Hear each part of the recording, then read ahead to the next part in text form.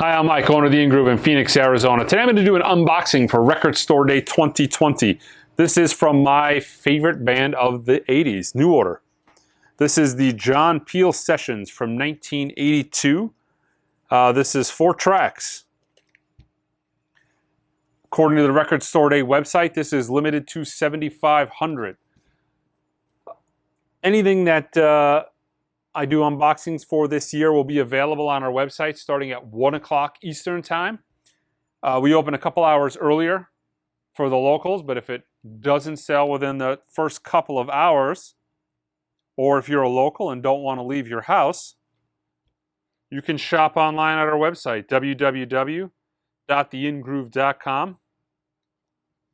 You know, we have free shipping over $49, so shop from home. All right, so yeah, front, and then you saw the back. Pretty basic black inner.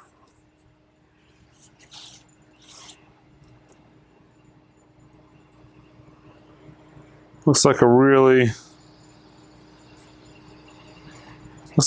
nice and clean pressing. And boy, this record looks bass heavy. You could see those nice wide grooves. It's probably a really good sounding record. I'm really looking forward to listening to this. Nice and clean.